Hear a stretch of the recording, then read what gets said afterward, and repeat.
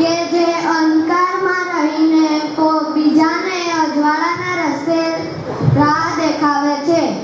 ગુરુ એ છે જે અંધકારમાં રહીને બીજાને પ્રકાશથી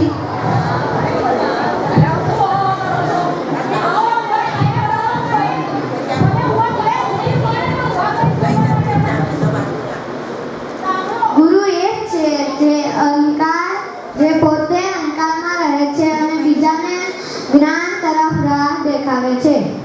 અસ્તુ. સરસ વાત કહી પાર્થે. અને આજે આ ગુરુ પૂર્ણિમાના ઉત્સવ નિમિત્તે મને પણ એક કવિતા છે આપણી સમક્ષ પ્રસ્તુત કરવાનું મન થાય છે કે गुरु के बिना ज्ञान नहीं, ज्ञान के बिना कोई महान नहीं. गुरु के बिना ज्ञान नहीं, ज्ञान के बिना कोई महान नहीं. भटक जाता है इंसान तब गुरु ही देता है ज्ञान. कि जब भटक जाता है इंसान तब गुरु ही देता है ज्ञान. ईश्वर के बाद अगर कोई है तो वो गुरु है. ईश्वर के बाद कोई है तो वो गुरु है. दुनिया से वाकिफ जो करता है वो गुरु है. दुनिया से वाकिफ जो करता है वो गुरु है. हम जो अच्छा इंसान बनाता है वो ही गुरु है. हमें जो अच्छा इंसान बनाता है वो ही गुरु है. हमारी कमियों को जो बताता है वो ही गुरु है. हमें इंसानियत जो सिखाता है वो ही गुरु है. हमें इंसानियत जो सिखाता है वो ही गुरु है. हमारे अंदर तक एक विश्वास जगा दे वही एक गुरु है. हमारे अंदर एक विश्वास जगा दे वही एक गुरु है. એટલે આપણે આપણા ગુરુનું મહત્વ આમ તો એક દિવસ માત્ર પૂરતું રાખવું ના જોઈએ. આપણે જ્યારે પણ ભણીએ છીએ અથવા આપણા જીવનમાં જ્યાં સુધી આપણો શ્વાસ છે ત્યાં સુધી એ જીવનને સમર્થ બનાવવા માટે આપણા જીવનની પાઠશાળાની અંદર એક સચોટ માર્ગદર્શન આપવા માટે જ્યારે પણ આપણને જરૂર પડતી હોય છે ત્યારે આપણા ગુરુ હર હંમેશ આપણી પાછળ રહેતા હોય છે. એટલે ત્યારે પણ આપણે પોતાને એકલા સમજવા ના જોઈએ, પરંતુ શરત એટલી કે જ્યારે પણ ગુરુ આપણને કોઈ પણ વસ્તુ શીખવતા હોય છે ત્યારે આપણે એ સમય એ વસ્તુને શીખવી જોઈએ.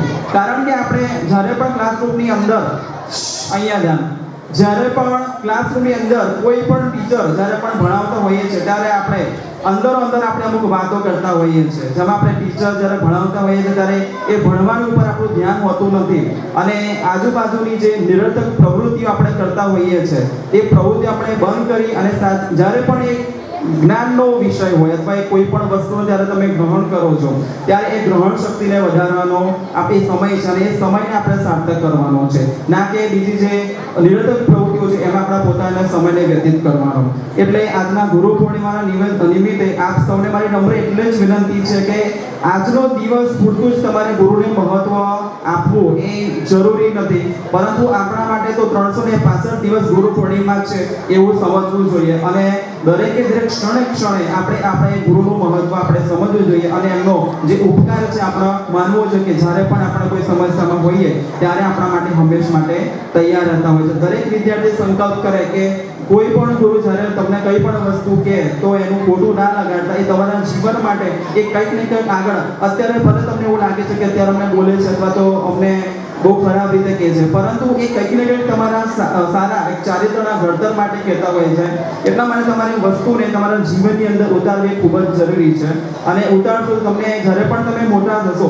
અમે પણ જ્યારે નાના હતા ત્યારે અમને પણ અમારા ગુરુએ કંઈક ને કંઈક વિશે ઠપકો આપ્યો હશે ત્યારે પણ અમને પણ થોડું લાગ્યું હશે કે આમને શું બોલ કર્યું છે, પરંતુ અત્યારે જ્યારે અમે આ જે પણ સ્થાન પર છીએ અત્યારે તો હું એ ગુરુનો આભાર માનું છું આ વખતે કે એમને જ્યારે પણ એ વસ્તુને અમને કોઈ પણ બાબતમાં મુશ્કેલી પડી હોય, કોઈ પણ સમજ ના પડી હોય ત્યારે દરેક વસ્તુ એમને માર્ગદર્શન, ચાહે પ્રત્યક્ષ હોય કે પછી પરોક્ષ રીતે એ એમનું યોગ્ય માર્ગદર્શન અમને મળતું રહે છે. આજે પણ હું મારા એક પ્રાઇમરી ટીચરથી લઈને મારું જે બીએડ કર્યું છે ત્યાં સુધીના મારા કોલેજ પ્રોફેસરોને પણ આજે મેં યાદ કરેલા છે અને તેઓ તરફથી મને ખૂબ જ એક સારા આશીર્વાદ એમના તરફથી મને મળ્યા છે કે પ્રગતિ કરતા રહો, જીવનની અંદર પ્રગતિ કરશો અને ખૂબ પોતાના મમ્મી પપ્પાનું નામ રોશન કરશો, સાથે સાથે તમારા ગુરુનું પણ નામ રોશન કરશો, તમારું નામ રોશન કરશો, તમારા પરિવારનું પણ નામ રોશન કરશો. તો આ સૌને મારા એ આશીર્વાદ છે કે તમે પણ એ ગુરુનું જે યોગ્ય માર્ગદર્શન એ મેળવો અને પોતાના જીવનની અંદર ઉત્તરોત્તર પ્રગતિ કરો. આભાર. અસ્તુ.